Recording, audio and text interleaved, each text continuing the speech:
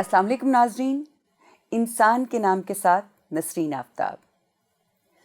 ناظرین، پچھلی دفعہ ہم نے فطرت کے حوالے سے کچھ گفتگو کی تھی۔ فطرت وہ ساخت ہے جس پہ انسان کو اللہ تعالیٰ نے پیدا کیا ہے۔ ظاہر ہے اللہ نے اس کو جس ساخت پہ پیدا کیا ہے وہ اچھا ہی ہونا چاہیے، اور وہ اچھا ہے۔ تو پھر جھگڑا کیوں پیدا ہوتا ہے؟ مسائل کیوں جنم لیتے ہیں؟ فسادات کیوں ہوتے ہیں؟ اور اختلافات کیوں ہوتے ہیں؟ اسٹوڈیو میں میرے ساتھ تشریف رکھتے ہیں رفیع مفتی صاحب۔ چلتے ہیں اور ان سے اس کے حوالے سے گفتگو کرتے ہیں۔ السلام علیکم سر۔ وعلیکم السلام۔ انسان کیا جھگڑالو ہے؟ وہ جھگڑے کیوں کرتا ہے اور اس کا حل کیا ہے؟ کیا انسان کی فطرت میں کوئی خلا ہے، کمی ہے جس کی بنا پر ایسا ہوتا ہے؟ انسان جھگڑالو نہیں ہے۔ جھگڑالو تب ہوتا ہے اگر اس کی فطرت میں جھگڑالو اسے بنایا گیا ہوتا، ایسا نہیں ہے۔ البتہ یہ ضروری ہے کہ یعنی انسان جھگڑا کرتا ہے، یہ ایک حقیقت ہے، اور کسی ایک میدان میں نہیں، ہم بہت سی اس کی مثالیں دیکھتے ہیں۔ تو اگر اس حوالے سے دیکھا جائے تو مختلف زندگی کے گوشے ہیں، مختلف دائرے ہیں جن میں انسان جھگڑتا ہے۔ سارے قسم کے جھگڑے ایک ہی طرح کے ہوتے ہیں یا ان کی ڈفرینٹ نوعیت ہے، یعنی ان کے ڈفرینٹ دائرے ہیں؟ انسان کی زندگی اصل میں 4 دائروں میں پھیلی ہوئی ہے بنیادی طور پر۔ ایک معیشت کا دائرہ ہے، یعنی انسان معیشت کے حوالے سے زندگی گزارتا ہے۔ ایک معاشرتی دائرہ ہے، اور جو تیسری چیز ہے وہ انسان ایک سیاسی دائرے میں بھی اپنی زندگی گزارتا ہے۔ چوتھی چیز جو ہے وہ مذہبی دائرہ ہے، یعنی انسان کی زندگی میں اس کے مذہب کے حوالے سے بھی ایک دائرہ ہے جس میں وہ پوری زندگی بسر کرتا ہے۔ تو ان دائروں میں ہم دیکھتے ہیں کہ مختلف جھگڑے واقعتاً وجود میں آتے ہیں۔ انسان جو ہے وہ معاشرتی طور پہ، سیاسی طور پہ، معاشی طور پہ اور مذہبی طور پہ مختلف قسم کے جھگڑوں کا شکار ہوتا ہے۔ آپ کو ان کی عملی مثالیں دے سکتے ہیں؟ ہاں، یعنی ہم یہ کہیں گے کہ انسان شکار ہو جاتا ہے، جھگڑوں کا شکار ہو جاتا ہے۔ ایسا نہیں کہ وہ اصلاً اس کی فطرت سے جھگڑا اٹھتا ہے، یعنی وہ ایسا نہیں کہ اس کا وجود اسے جھگڑنے کو کہتا ہے، نہیں، بلکہ اس کی وجہ یہ ہے کہ انسان جب اپنے مفادات اور اپنی خواہشات کو فوقیت دیتا ہے ہر دوسری چیز پر، تو اس کے نتیجے میں پھر جو باہمی ربط اور تعلق ہے انسانوں کا مختلف دائروں میں، جیسے معیشت کے حوالے سے ہم دیکھتے ہیں کہ معیشت میں ذمہ دار ہیں اور ان کے مظاہرے ہیں، سرمایہ دار اور مزدور کا جو تعلق ہوتا ہے، یا کسی دکاندار اور گاہک کا تعلق ہے جو چھوٹی سطح پر اگر دیکھیں، تو ان سب دائروں میں انسان کی معاشی ایکٹیویٹیز ہیں۔ ان معاشی ایکٹیویٹیز کے حوالے سے اگر ایک فریق دوسرے کے اوپر کوئی زیادتی کرے، کوئی ظلم کرے، تو دوسرا ریئیکٹ کرتا ہے، دوسرا پھر اس سے اختلاف کرتا ہے کہ تم ایسا کیوں کر رہے ہو، یہ زیادتی ہے، یہ ظلم ہے۔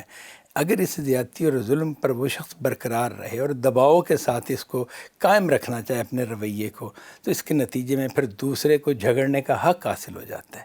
وہ پھر جھگڑا کرتا ہے تو ظاہر ہے کہ پھر یہ بھی اپنی بات سے باز نہیں آتا، تو انسانوں کے درمیان جھگڑے کی ایک صورتحال ہمارے سامنے آتی ہے۔ سر، گویا جبر ہے بنیادی وجہ، یعنی آپ کسی کے ساتھ جب زیادتی کرتے ہیں تو پھر جھگڑا پیدا ہوتا ہے۔ معاشرتی جھگڑوں سے کیا مراد ہے؟ معاشرتی جھگڑوں سے مراد یہ ہے کہ انسان جو ایک معاشرتی وجود رکھتا ہے، وہ میاں بیوی کی حیثیت رکھتا ہے، اولاد اور والدین کی حیثیت رکھتا ہے، بہن بھائی کی حیثیت رکھتا ہے، خاندان اور برادری کی حیثیت رکھتا ہے، تو ان تمام جگہوں پر جھگڑے پائے جاتے ہیں۔ میاں بیوی میں بھی اختلافات ہوتے ہیں، وہ اختلافات جھگڑوں کی صورت اختیار کر جاتے ہیں۔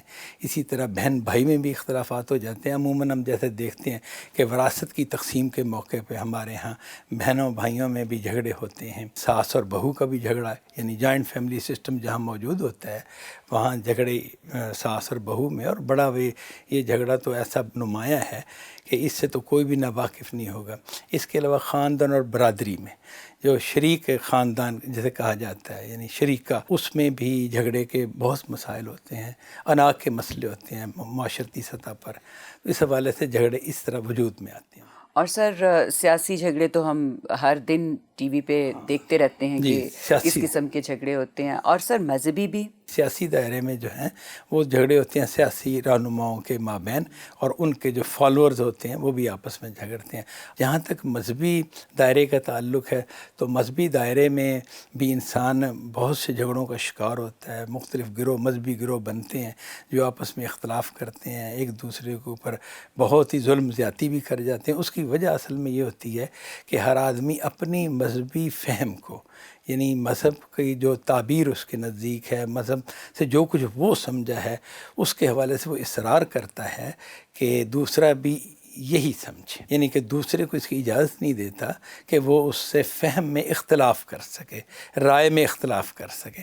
تو یہ بھی جبر کا ہی ایک پہلو ہے جو دوسرے پر فکری جبر کہہ لیں، فہم کے حوالے سے جبر کیا جاتا ہے، تو یہاں بھی جھگڑا وجود میں آتا ہے۔ اختلاف تو فطرت کے اندر موجود ہے کہ ہم اختلاف کر سکتے ہیں، لیکن اختلاف میں جب جبر ڈال دیا جاتا ہے، آپ عدل کی جگہ سے ہٹ جاتے ہیں، تو پھر جھگڑا آ جاتا ہے، اور جب جھگڑے کو آپ طول دیتے ہیں تو فساد کی شکل اختیار کر ظاہر لیتا ہے۔ بالکل صحیح، ایسے ہی تو یہ جو آپ نے جھگڑے بتائے ہیں، کیا ان کا حل پھر کیا ہے؟ ہم ان کا حل کیسے تلاش کریں؟ ان کا حل یہ ہے کہ انسان طبعاً بھی جانتا ہے، فطری طور پر بھی جانتا ہے، اور اس کے جو مذہب نے اس نے بھی اسے گائیڈ کیا ہے کہ دوسروں کے حقوق کا اسے خیال رکھنا چاہیے اور عدل کا طریقہ اختیار کرنا چاہیے۔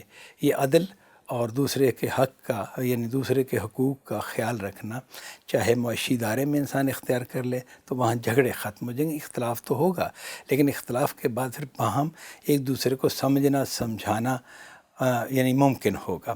انسان ظاہر ہے جب سمجھائے گا تو جو ہی اسے سمجھ آئے گا کہ دوسرے کا حق ادا کرنا چاہیے، تو پھر وہ اگر ایک عادل شخص ہے تو وہ حق ادا کرے گا۔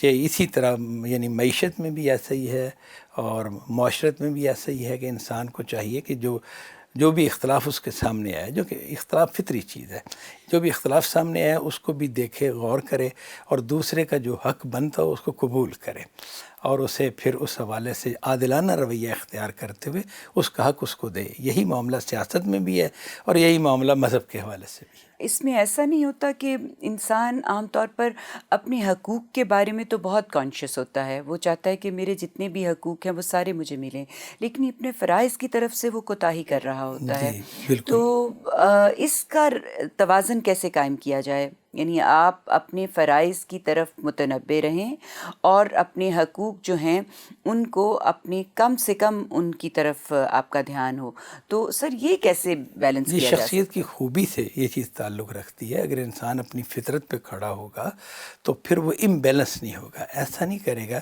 کہ دوسرے کے ساتھ ظلم زیادتی تو کر دے لیکن اپنے ساتھ ظلم زیادتی کو پسند نہ کرے۔ یعنی انسان کی فطرت بتاتی ہے کہ اسے نہ کسی کے ساتھ ظلم کرنا ہے اور نہ اپنے ساتھ ظلم کو پسند کرنا ہے، لیکن انسان جب اس سے ہٹ جاتا ہے، جب وہ اپنے لیے وہ چیز چاہتا ہے جو دوسرے کے لیے نہیں چاہتا، تو اس سے پھر اختلاف جو ہے وہ جھگڑے کی صورت اختیار کرتا ہے۔